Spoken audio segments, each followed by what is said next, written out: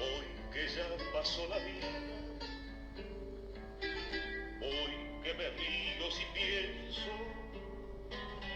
hoy que olvidé aquellos días, no sé por qué me despierto algunas noches vacías, oyendo una voz que canta y que tal vez es la mía.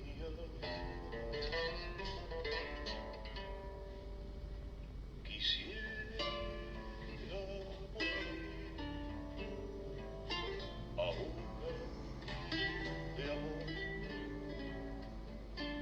para que supiera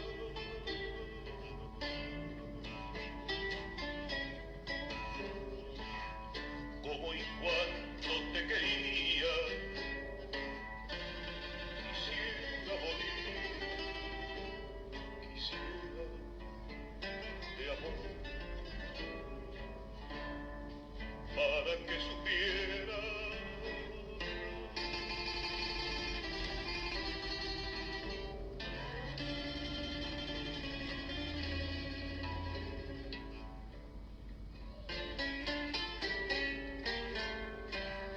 algunas noches de paz, si es que las hay todavía, pasando como sin mí por esas calles vacías, entre las sombras echaste y un triste olor de glicina. Escucho una voz que canta y que tal vez es la mía. Quisiera morir ahora de amor para que supiera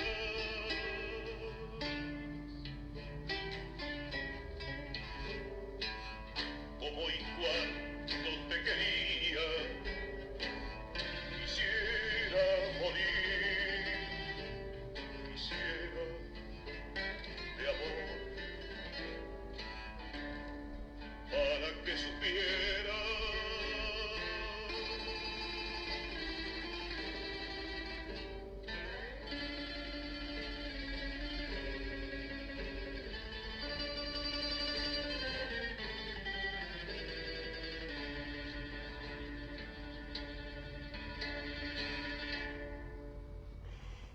Comenzamos, amigos, nuestro programa de hoy con el encuentro de dos voces uruguayísimas en estos encuentros que hemos titulado Desde el Palacio Salvo y que nos reencuentran los martes, los jueves y los sábados, ahora solamente los martes y los jueves, pues no queríamos invadir mucho con nuestra presencia 3 veces por semana, desde el Palacio Salvo, y es desde aquí precisamente que le hago sonar las campanitas de las buenas ondas y que les digo bienvenidos a este reencuentro entre nosotros, pero también a este encuentro con dos voces profundamente nuestras, Alfredo Zitarrosa y Dea Vilariño.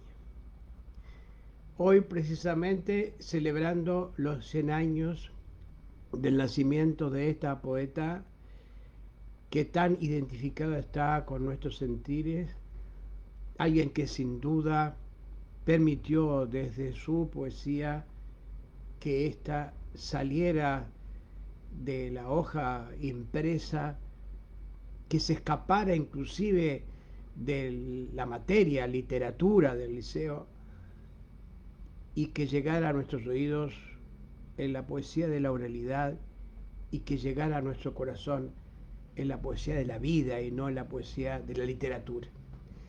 Es por eso que hoy celebramos a lo ancho y largo del país un nombre identificado con una concepción poética de la vida, pero además con el ejercicio de ese compromiso que significa la poesía. Dea Vilariño. Acabo de venir del 8º piso del Palacio Salvo. Lo hice a propósito porque de alguna manera quería que ustedes me acompañaran, aunque no lo supiera, a la puerta de Idea, al encuentro con el recuerdo que dejamos allí para siempre con nuestra firma, porque entonces estábamos presidiendo el Centro Cultural Palacio Salvo, y con la de Alexis Fuenseñor, porque fue Agado quien nos acompañó.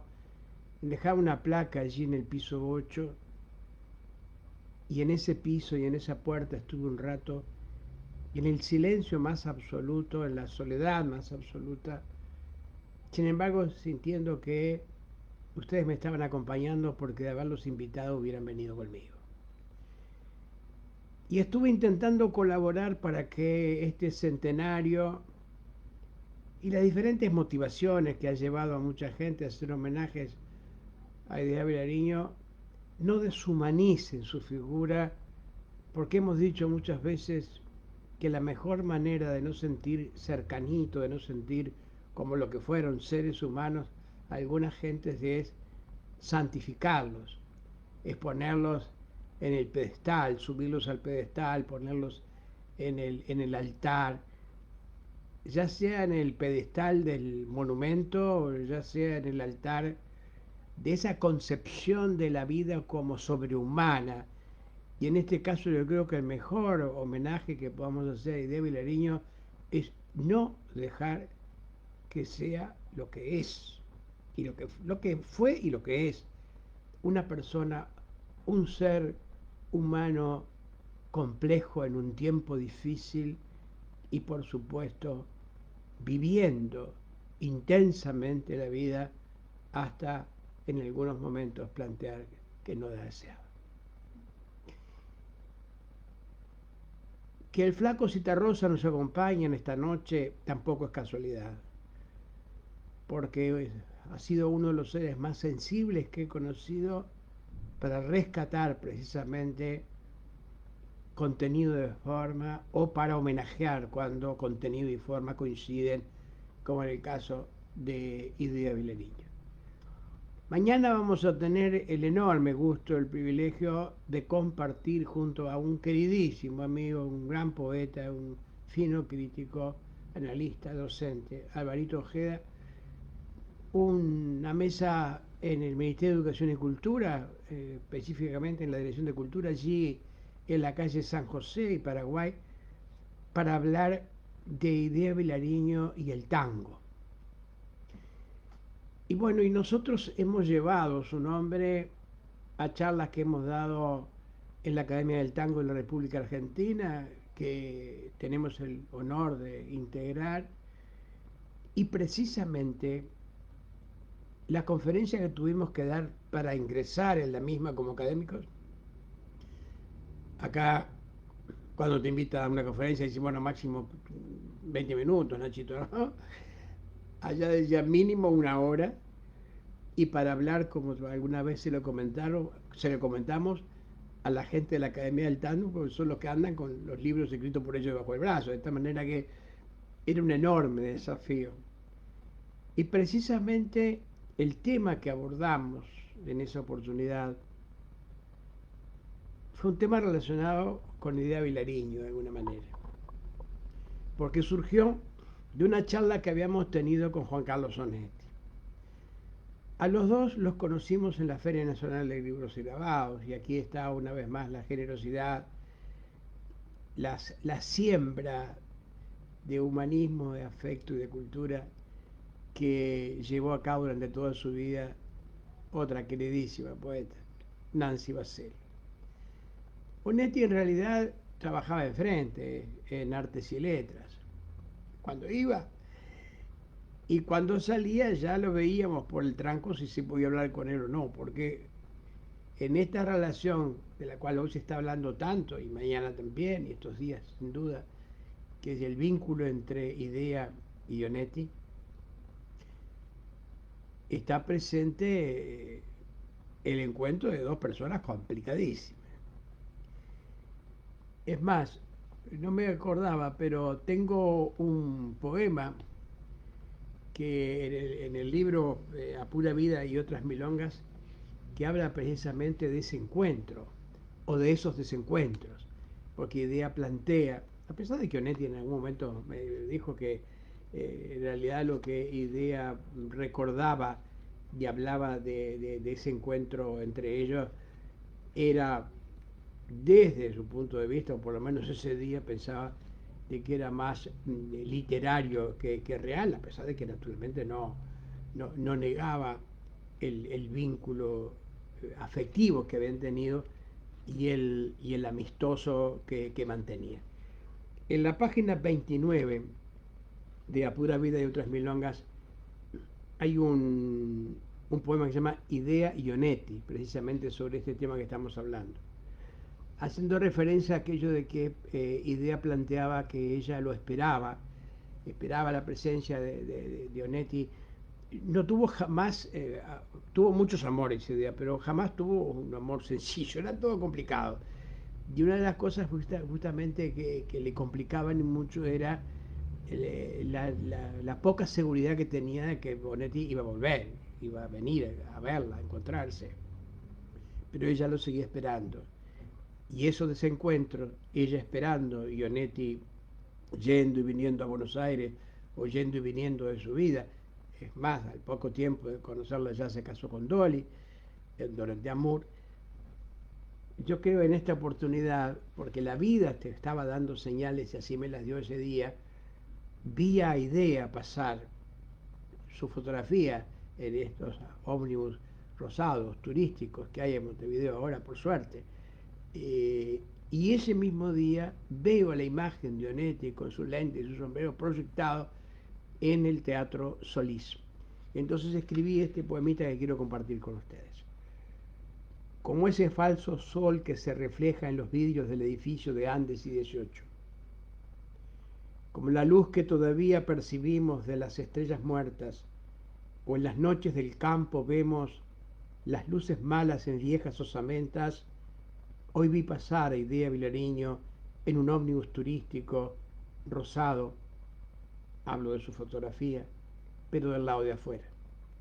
También vi a Onetti mismo de lentes y sombrero en la pared exterior del gris Solís proyectado en un color violeta. Ahora, al revés que en la vida, es ella la que pasa y Onetti el que espera. Ese vínculo, ese encuentro y esos desencuentros entre Idea y Onetti dieron lugar y motivo para que esta Idea escribiera quizá los poemas más consustanciados con el espíritu uruguayo y montevideano, haciendo escapar, como decíamos al comienzo de este encuentro, el poema del libro de literatura, la poesía de la materia de estudio académico. Empezamos a sentir, quizá por primera vez, o conjuntamente con otro poeta que transitó por un camino parecido, el viejo y querido Oliver Falco, empezamos a sentir que teníamos una poesía cercana, una poesía espejo que de alguna manera nos reflejaba, que no era esa poesía exquisita, con un rigor formal tremendo, con seres virtuosos que eran capaces de transmitir a través de la palabra, de la misma palabra que usamos todos los días para cosas tan pequeñas, tan limitadas o tan terribles como para ofender, para agredir, para vender, para que nos vendan o para obligarnos a comprar todo el tiempo. En ese mundo habíamos descubierto una palabra que reflejaba la poesía y que nos reflejaba a nuestros interiores, a nuestros encuentros, a nuestros desencuentros, a nuestros amores y a nuestros desamores. Y era la poesía de Idea Vilariño. Una poesía que, sin embargo, analizada literariamente, tenía y tiene un rigor excepcional. Iba a la esencia misma de los asuntos, sin una coma de más. Ella escribía los poemas luego como un carpintero, los trabajaba, los pulía, les pasaba el cepillo, les sacaba lo que faltaba, lo que sobraba. Y a veces lo que sobraba era mínimo para quedar con la esencia. Ese rigor literario hizo que precisamente creara una obra que a 100 años de su nacimiento tiene una absoluta vigencia y que 100 años más adelante la seguirá teniendo. Pero además lo que decíamos respecto también a la voz de Citarrosa, que era que había tocado cierta esencia, no solamente en nosotros como personas, sino que también ella sentía, o nosotros sentíamos, que había tocado una esencia como país, había tocado una esencia como comunidad, como grupo humano. Era una voz que nos reflejaba, no solo nuestras circunstancias personales, que también nos reflejaba como país, como ciudad. Y esto lo comenzamos a sentir tan profundamente junto a Liber Falco, por ejemplo, a otros poetas también, pero yo creo que estos dos son realmente representativos de lo que sentíamos con un color de tango, con un color ciudadano, con un color de esta ciudad y no de otra, porque a pesar de que naturalmente nos une con Buenos Aires el tango, entre otros temas, pero el tango como color del alma, diríamos, como un idioma común, no es menos cierto que hay un idioma uruguayo y un idioma porteño, porque el tango está fundamentalmente identificado, bueno, con la ciudad de Buenos Aires, quizá con Rosario, pero esa Santa María, justamente esa ciudad inventada, creada para el mundo onetiano, desde el mundo onetiano, es una mezcla de esas tres ciudades, ¿no? Santa María tiene ese río, tiene ese puerto, tiene esas calles, tiene algo de Montevideo, tiene algo de Buenos Aires, tiene algo de Rosario, sin duda, como el tango. Pero eso no quiere decir que no tengamos perfiles propios. Y yo creo que es ese perfil, ese espejo en el que nos reflejábamos a través de la palabra, lo que ha hecho de Idea Vilariño esa mujer que se convirtió de alguna manera en una especie de cómplice de nuestros sentimientos amorosos. Porque además no solamente lo hacía con una enorme valentía frente a la literatura, sino que lo hacía con una enorme valentía frente a sus propias circunstancias. Tanto es así que algunos estudiantes quizá recuerdan todavía algún pañuelo manchado con sangre, semen, lágrimas que alguien guarda en algún lado y que ella publicó en un poema, lo que en algún momento me hizo preguntarle a estudiantes que los tenían como docentes qué recordaban de la poesía de Idea Vilariño y además de sentir como que habían estado espiando por el ojo de la cerradura a su más íntimo interior. Habían elementos que estaban allí presentes y ese pañuelo del cual ella habla en un poema también está. Eso significa una enorme valentía, no menor a la valentía que tuvo que asumir también como persona en el tiempo en que le tocó vivir, integrando una generación que posteriormente se le llamó del 45, pero que en ese tiempo, en esas circunstancias, en ese Montevideo, en ese mundo, eran, y además por las propias características de la actitud que asumían frente a lo uruguayo y a lo mundial, eran complejos, problemáticos. Algunos tuve oportunidad de conocerlos precisamente desde ese patio de pueblo que significó durante tantos años la Feria Nacional de Libros y Grabados de nuestra querida Nancy Bacel, a Carlos Valle, a Flores Mora, a Ángel Rama, a Emir Rodríguez Monegal. Eran personalidades de la cultura en ese momento, pero además eran periodistas, pero además tenían múltiples actividades, eran docentes, eran Benedetti, por ejemplo, que entre otras actividades lo conocía en el Diario de la Mañana, por donde pasaba hacía algo, es decir, lo hizo también en su literatura, transitando por todos los géneros. La crítica, el teatro, el humor, la poesía, los cuentos, la novela. Y de esa manera la mayoría de ellos ejercían diferentes actividades. Queridísimos muchos de ellos, desde el Vasco Arregui, desde Maneco Flores Mora, que además se desempeñaba políticamente dentro del vallismo, junto a Luis Valle, integrando aquella generación de los jóvenes turcos que así se les llamaba, del diario Acción, entre los que estaba Selman Michelini, Teófilo Collazo, y don Luis Guerro Gambardella, otro fino poeta también, donde la poesía y la cultura formaban parte de los protagonistas de ese tiempo y no estaban enfrentados como enemigos, por el contrario. Pero eran mujeres. Y allí estaba Ida Vitale, la mujer posiblemente de Ángel Rama, y estaba Idea. Estaba Idea Pilariño, que además no formaba parte, como la mayoría de las mujeres de la generación del 45, de ese grupo por lo menos, no tenía pareja estable, o por lo menos conocida, a pesar de que había tenido ya algunas parejas y por supuesto que siguió teniéndolas, porque ese compromiso que asumía frente a las circunstancias y a su propia vida la llevaron a buscar la felicidad hasta el último día.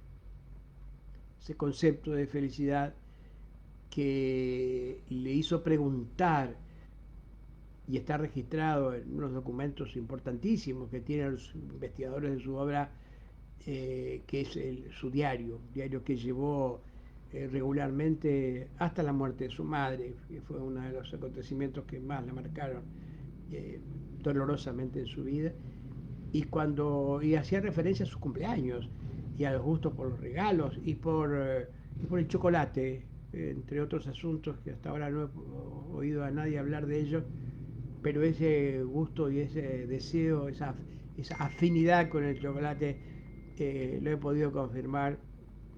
Pido una vez más disculpas por meterme en temas específicos de amigos, incluso que están siguiendo nuestro programa, que nos acompañan los martes y los jueves, como el psicólogo doctor Daniel Carvajal, pero que he podido confirmar que el chocolate es un elemento tan afín a los deprimidos, quizás justamente por ser generador de serotonina. Y le hizo escribir, le hizo decir en su diario, cuando cumplió 17 años, que habían estado los amigos, que habían estado los de siempre, que le habían traído los regalos, hace incluso una nómina de los regalos, y pregunta: ¿no hay nadie para mí? Porque hacía referencia a los regalos que le habían traído, pero que fulanita andaba con menganito, que a aquel le gustaba el otro, y no hay nadie para mí. Ya se estaba preguntando a los 17 años si no había alguien para ella, que fue lo que hizo durante toda su vida, buscar a su alguien para ella. Pero yo vivo sola, como decía en un poema, ¿no? Tú vienes, pasas, llegas, te ofrezco mi cama, me ofrezco, pero yo vivo sola. A pesar de que tuvo, como les decía, muchas parejas, si ustedes lo saben, parejas que además, por las propias características, ella no era fácil, pero las parejas tampoco. Lo noté por acá para no olvidar, Emilio Oribe, una personalidad de la época, don Emilio Oribe además era un hombre muy reconocido, un intelectual, pero era mucho mayor que ella. También tuvo menores que ella, no de menores de edad, pero menores que ella. Desde Manuel Claps, que era un joven. Ella compitió mucho con Buenos Aires, porque recuerdo que Manuel Claps hacía cursos en Buenos Aires, era argentino, se había radicado acá, con su familia, se había venido, estuvo desde niño entre nosotros, pero luego hacía cursos en la Argentina, y luego Onetti también iba a Buenos Aires, y ella competía con el tango como un personaje más del tango, y competía con Buenos Aires como una de las principales escenografías del tango. Mañana posiblemente diga algo que adelanto de ella. Y respecto a que la idea del encuentro de mañana con Alvarito Ojeda y con el amigo del Zagopián, que agradezco tanto la invitación, era la presencia del tango en la vida de Idea. Y, y no hay una cercanía del tango a la vida de Idea Vilariño. La vida de Idea Vilariño era tango, o era como un tango. Y además le gustaba, no es que le gustaba, se identificaba, se sentía atraída, era su ámbito, y además era el ámbito de Juan Carlos Onetti. No le dije que al final la conferencia que di en la Academia del Tango surgió de una charla con Onetti, precisamente, cuando le pregunto qué eran los tangos que más le gustaban y por qué. Y él me dijo, bueno, de Gardel, porque para él tango era Gardel. Decía en algún momento de Idea que ellos charlaban mucho de tango, bueno, hasta el punto de que las dedicatorias que, que Onetti le hizo en sus libros estaban rescatadas de frases de tango. En el libro, justamente el tango de Idea hace referencia en algún momento a un tema de García Jiménez, que era uno de los preferidos de Onetti. Y en La vida breve, en Los adioses, perdón, cuando se lo dedica, Onetti le pone, y tuyas son las horas mejores que viví. Y está rescatado justamente de Tus besos fueron mías, de un tema de García Jiménez.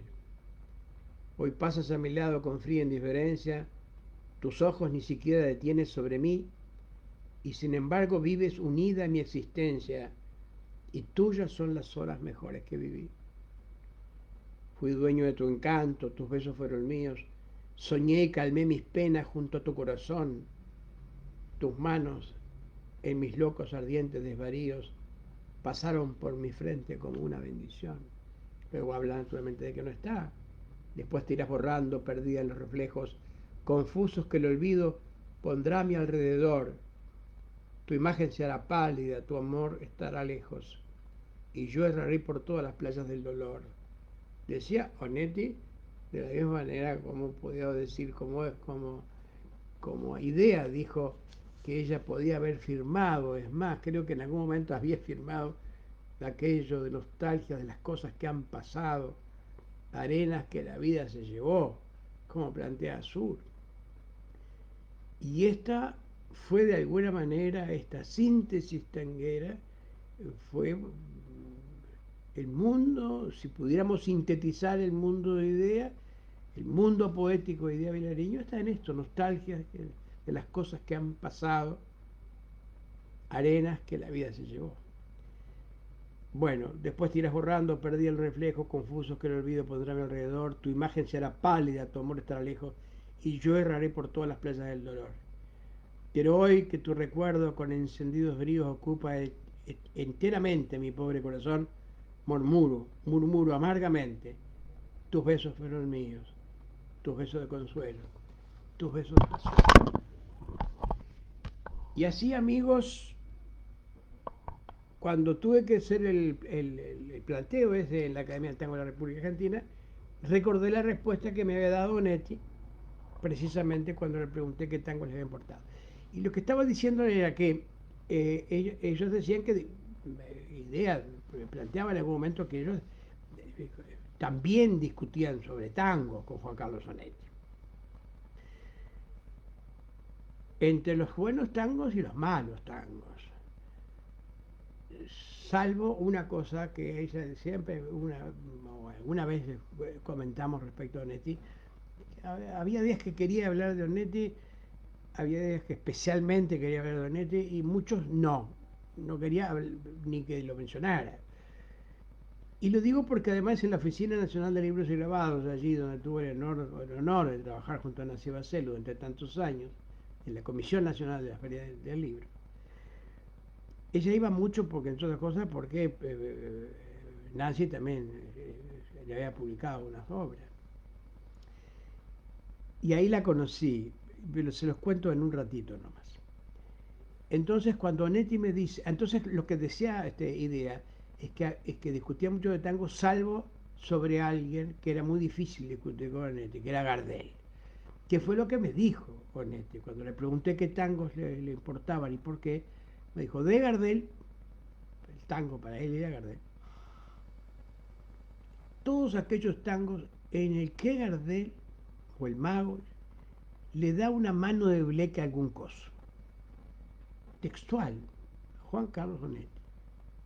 ¿Cuáles son los tangos? Salí a averiguar por las mías, en las que Gardel le da una mano de bleque a algún coso o alguna cosa, algún tipo o alguna mina.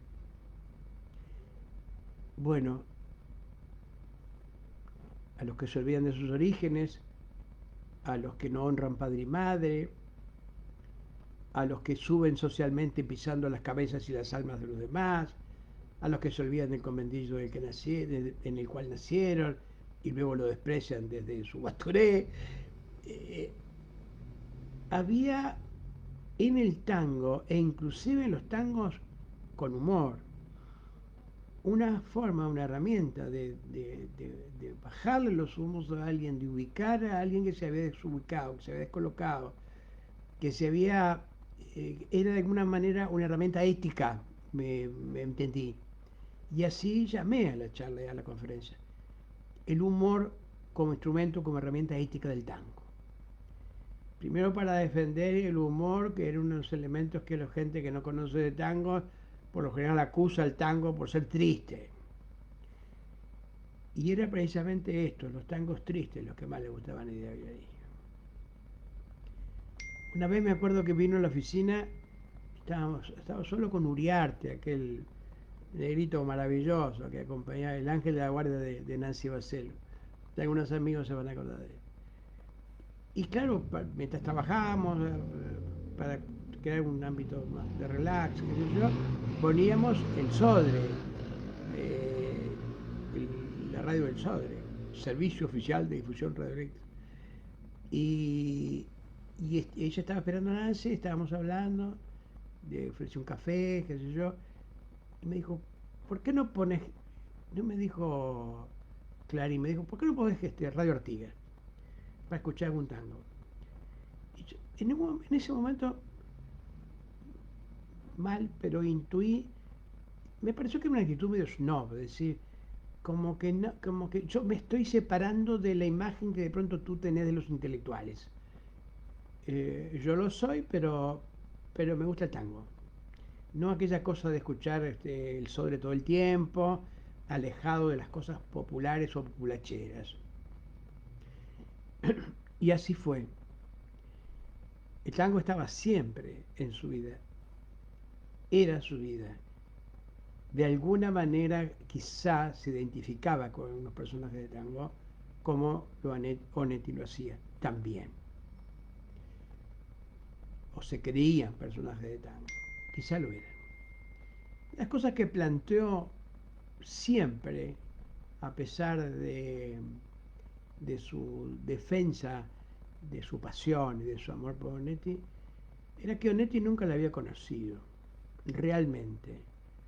Y que ella quizá tampoco conocía a Onetti, pero no por culpa de ella, sino porque Onetti no se dejaba conocer. Llegó a decir en algún momento que Onetti no solamente no se conocía a sí mismo, no conocía a la gente, no conocía a las mujeres, sostuvo.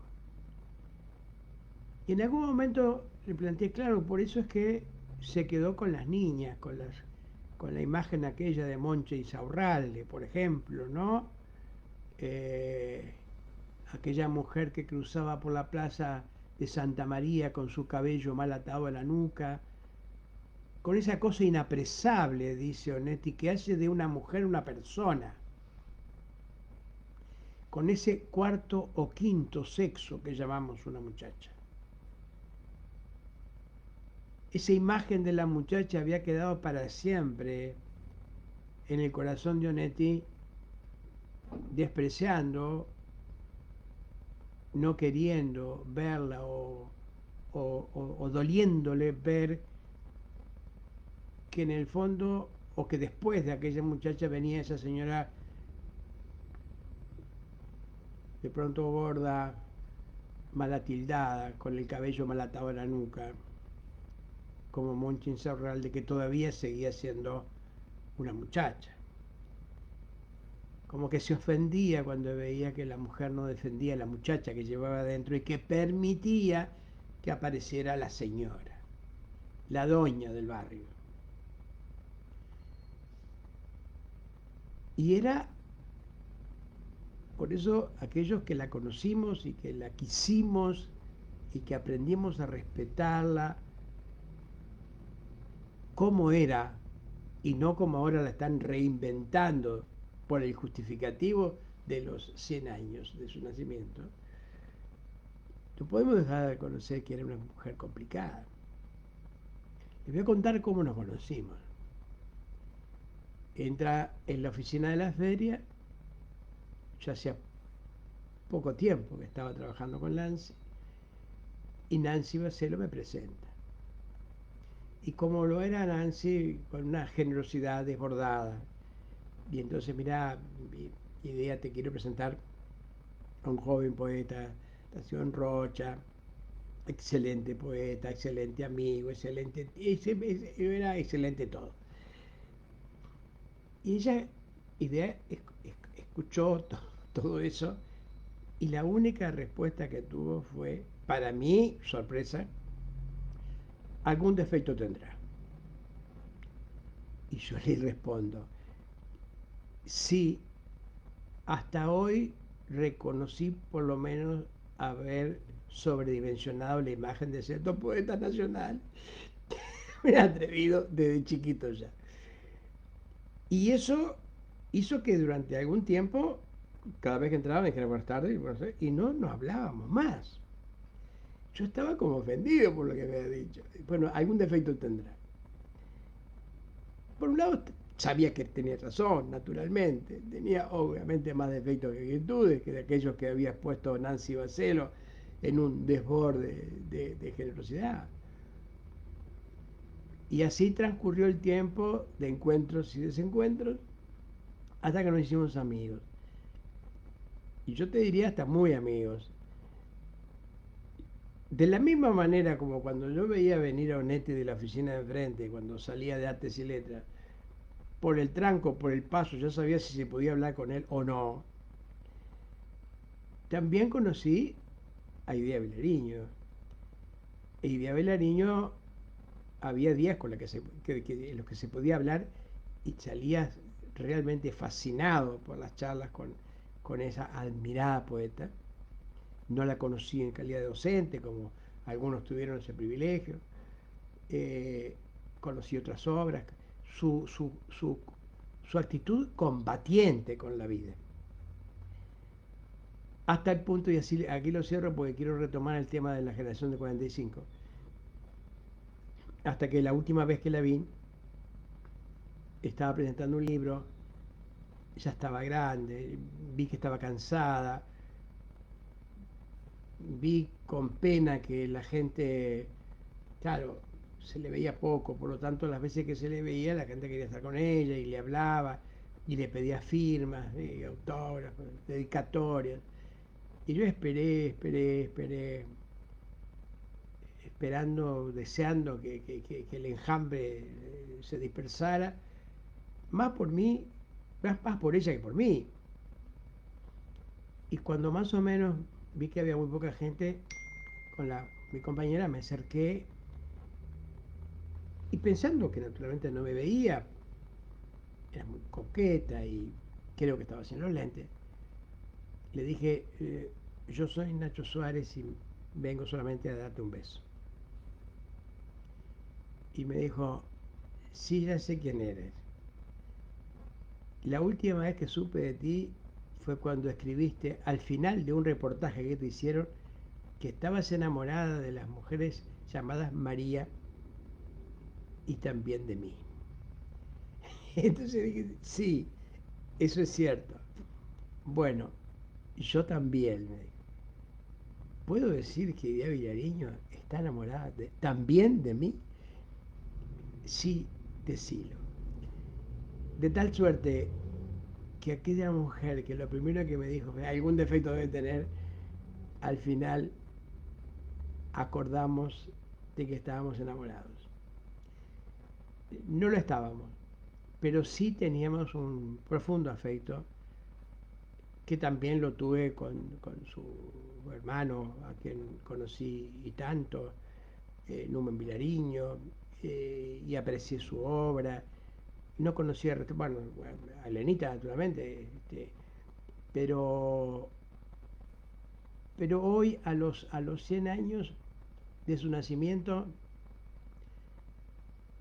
cumpliendo además con el deseo de mi querido amigo Jesús Gómez Miño, que está escuchándonos desde Galicia, añorando y recordando nuestras noches acá bolicheras en Montevideo, y que dijo que hoy iba a estar allí junto a nosotros porque sin duda me iba a acercar de alguna manera a Idea Vilariño. Idea Vilariño es para él y para tantos otros otro elemento fundamental de cercanía con la cultura uruguaya, con lo que somos como ciudad, Montevideo, y lo que somos como país, los de la banda oriental. Una mujer difícil, entre otras cosas, porque tuvo que ganarse su espacio desde una visión distinta de lo que de pronto era la mayoría de las mujeres de la época. Estamos hablando de una etapa de transición, estamos hablando de una época difícil incluso para hoy, con el diario del lunes o después de tanto tiempo. Hablamos de la generación del 45, que estaba integrada por esto, por esta, por aquel y por el... Pero no era tan fácil. No era tan fácil ser una mujer protagonista en el ámbito de la cultura, en el ámbito tan competitivo de la literatura de la época, donde había tantas actividades, donde había tantas revistas. Por supuesto que no era lo mismo que ahora, no estaba la televisión, tampoco estaba la radio, porque a pesar de que la radio existía y era un vínculo fantástico en el Uruguay de la época, no había demasiados espacios para el ámbito cultural y menos literario. Entonces tenían que trabajar, era gran parte de la generación del 45, además era la llamada generación de marcha, es decir, venían de una publicación fundada por el doctor Quijano, como ustedes saben, de una publicación rigurosa, importante, que no tenía las características de los diarios comerciales de la época, que eran los que se compraban 2 o 3 de mañana y 2 o 3 de tarde, la acción plata diario y todo lo demás, ¿no? La mañana y el diario. Y por lo tanto, difícil en una época, además difícil para el mundo. Los aliados ya habían dejado de serlo, aquellos que habían peleado juntos contra el nazismo estaban enfrentados ya en la Guerra Fría. La gente de marcha tenía una actitud, un compromiso político que venía quizá desde el viejo Quijano, que era integrante de aquel sector históricamente importantísimo del Partido Nacional, que se llamaba los Blancos Independientes. Y además anti-norteamericanos, notoriamente, habían acompañado lo que era muy difícil en su momento, porque no estar de acuerdo con la instalación de una base norteamericana en Laguna del Sauce, una base norteamericana en Uruguay, para mucha gente en esa competencia ya tribal de la época, era poco menos que la neutralidad se confundía con ser aliado o simpatizante del eje. Y por supuesto la gente de marcha y mucha gente de aquella época formaba parte de una izquierda ya atomizada, con sectores notorios, unos mayoritarios y otros minoritarios, pero de gran militancia. Entonces la tercerización, los terceristas, como se les llamaba a los de marcha, eran aquellos que no estaban con los yanquis, pero tampoco estaban con la Unión Soviética, ni yanquis ni rusos, y por lo tanto ahí andaban compitiendo en diálogos muy intensos, en polémicas muy duras, en todos los ámbitos culturales, queriendo sacar sus propias revistas. literarias, clinamen, número, donde incluso las tareas femeninas no eran las de liderazgo, sino eran los trabajos menores y pesados, que ir a buscar los avisos, ir a tratar de cobrarlos, ir a tratar de conseguir apoyos, en fin, para una tarea muy competitiva y para una actitud de compromiso político que significaba un enfrentamiento permanente como se tenía en aquellos años. Así que quienes quieran, solo con el pretexto de los 100 años y del éxito literario de Díaz Vilariño, simplificar esa vida, estarán cometiendo una gran injusticia con la verdad histórica y una gran injusticia con el ser humano que había detrás de esas circunstancias. Dolorosísima desde preguntar si había alguien para ella a los 17 años hasta intentar encontrarlo, quizá mal rumbeada, pero rumbeando siempre, allá encuentra su propia felicidad, pero con determinados condicionamientos que no le permitían bajar la guardia, porque en determinado momento, no lo hablamos, estaría mintiendo si lo digo, pero intuía que prefería una soledad llena que una compañía vacía. Una mujer que no estaba dispuesta a hacer las concesiones que naturalmente hizo a nivel docente, a nivel laboral, no las hizo a nivel literario, tanto así que era muy rigurosa inclusive con aquellos que musicalizaban sus textos para canciones. Y en ese sentido, la coincidencia con gente que también se endilgaba el rótulo de difícil, de complicado, como el propio Sigrid Rodríguez Castillo. Él era tan riguroso con la música para sus textos como era riguroso en la interpretación que otros hacían de los mismos. ¿Estamos llegando hacia el final? Me parece que sí. Y por lo tanto, mis amigas, mis amigos, la idea es la de acercarnos a idea lo más respetuosamente posible, que esas admiraciones desbordadas no signifiquen, porque no vamos, en la medida de nuestra posibilidad, vamos a tratar de enfrentar la construcción de una caricatura, que es lo que a veces pasa con aquellas personas que divinizamos, que proyectamos hacia los parnasos culturales, históricos o literarios. Una vez dijimos, precisamente ya que estábamos hablando de blancos independientes, que la mejor manera de no seguir el compromiso que como líder de un importante sector, en su momento hasta mayoritario dentro del Partido Nacional, pedía y exigía el propio Wilson Ferreira Lunate, que dejó de ser Ferreira Lunate para convertirse solamente en Wilson, la mejor manera de no continuar después de su muerte su ideario, de nuestro compromiso con usted el planteo de la reforma agraria, era poniéndolo en un altar, divinizándolo, haciéndolo tan superior, tan elevado, tan por encima de los propios ciudadanos del Partido Nacional, que por supuesto no tenía ningún compromiso en seguir su camino y su huella, porque eran menos mortales y este señor era casi un dios. Que no pase lo mismo con la idea de Vilariño, ¿no? Porque es la más grande injusticia que podemos cometer con su obra y con ella misma. Creo que estamos bien desde el punto de vista técnico, ¿no? Me parece. Noto como que la imagen está un poco lenta, pero el otro día me pareció lo mismo y sin embargo mis amigos me decían que estaba bien, que no me hiciera problema. Hacia el final del programa yo les voy a plantear, si ustedes están de acuerdo, irnos con idea.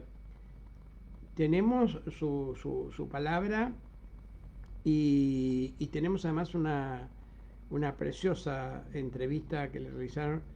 Además hay una película notable de Jacob sobre ella y sería lindísimo que en algún otro programa nos, nos encontráramos con ese material documental. Pero me parece que con su voz hoy alcanza para, para cumplir con esta mujer que tanto nos marcó y que tanto nos ha dado desde un lugar muy difícil, que es el de la poesía verdadera, el de la poesía Ya no, así. ya no será, ya no. No viviremos juntos, no criaré a tu hijo, no coseré tu ropa, no te tendré de noche, no te besaré al irme. Nunca sabrás quién fui, por qué me amaron otros. No llegaré a saber por qué, ni cómo, nunca, ni si era de verdad lo que dijiste que era, ni quién fuiste, ni qué fui para ti, ni cómo hubiera sido vivir juntos, querernos, esperarnos, estar. Ya no soy más que yo para siempre y tú ya no serás para mí más que tú. Ya no estás en un día futuro. No sabré dónde vives, con quién, ni si te acuerdas. No me abrazarás nunca como esa noche, nunca. No volveré a tocarte, no te veré morir. Este es uno de los poemas más bien logrados de la literatura uruguaya del mundo.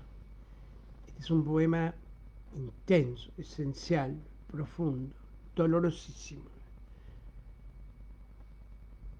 Uno de los grandes desafíos que tiene el compartir las vivencias artísticas es que alguna gente se queda solo en la anécdota, ¿no? Pero para que este poema ya no, o los otros, como ando por la casa diciéndote querido con fervorosa voz, con desesperación de que pobre palabra no alcance a acariciarte, a sacrificar algo para dar por ti la vida.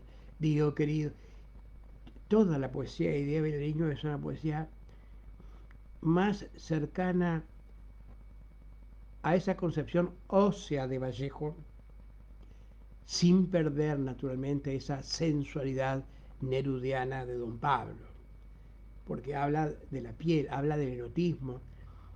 Alguien incluso le dijo en su momento, o dijo que podía tener cierta influencia de Elmira. Bueno, ella dice sí, quizás por lo del erotismo, pero ella no sentía que tenía influencia directa de nadie, por lo menos no la reconocía. Esa voz tan personal no se logra por casualidad, se logra naturalmente por mucho talento, pero también por muchísimo trabajo. Y ese trabajo es esa búsqueda de quitar lo que sobra, aunque sea una coma mal puesta para ella, hizo que se llegara al cerno, que se llegara a lo profundo, que se llegara a lo entrañable, que se llegara al corazón mismo, y es precisamente su poesía, o la poesía, en el caso de Idea Vilariño, su poesía, el vínculo más directo entre la sensación de quien lo escribe y la sensación de quien lo recibe, quien lo lee, o quien lo escucha. Hablábamos al comienzo de nuestro programa de ese pasaje fundamental que tuvo la poesía de Idea para la oralidad, para oírla, para sentir cómo decía el poema, o para que otros lo dijeran. Cuántas veces entre las guitarreadas de un fogón amical de compañeros aparecía alguien diciendo poemas de Idea, y ahí se hacía el silencio de respeto, porque había logrado precisamente eso, que se respetara la poesía por encima de su formalismo y de todo aquello de lo que veníamos, que era tan aburrido como lejano. Con el viejo y querido Liber hablando de las cosas de todos los días, con Idea hablando de los amores y desamores, con esa sensación de cercanía, de que no había un intelectual por un lado y un consumidor del arte por otro, en planos diferentes, sino por el contrario, que se estaba hablando en el mismo lenguaje de los mismos asuntos, lo que permitió además que esa señora, ya grande, pudiera ser la poeta de los jóvenes, de las adolescentes, de los adolescentes. Y que es esa parte de la adolescencia nuestra la que de alguna manera nos sigue vinculando con la poesía de Idea Vilariño. Habla muy bien de Idea, pero también habla muy bien de la gente sensibilizada frente a esa poesía. Los jóvenes del corazón, los de la memoria, los que se acuerdan de aquella piel sensible y leal, y los que buscan todavía, porque no se han entregado, no se han rendido en el combate del amor, para la búsqueda de aquel encuentro que ella tuvo hasta el final de sus días, habla muy bien también de los lectores, porque la poeta se sigue comunicando con los jóvenes que todavía tenemos en nuestro corazón. No hemos levantado la copita que nos regaló el Coco Leis, lo hacemos ahora con ustedes, con el tequilita que nos mandó el Coco, para decirles gracias por estar allí. Si están de acuerdo, mañana a las 19 horas nos encontramos en el MEC, y si no, el próximo jueves a las 22 horas acá en el Palacio Salvo, para seguir hablando de cosas que existen. Como decía don Pablo, líbreme Dios de inventar cosas cuando estoy cantando. Entre morir y no morir, también lo dijo. Me decidí por la guitarra, y en esta profesión mi corazón no tiene tregua, porque donde menos lo esperen yo llegaré con mi guitarra, con mi equipaje, a cosechar el primer vino en los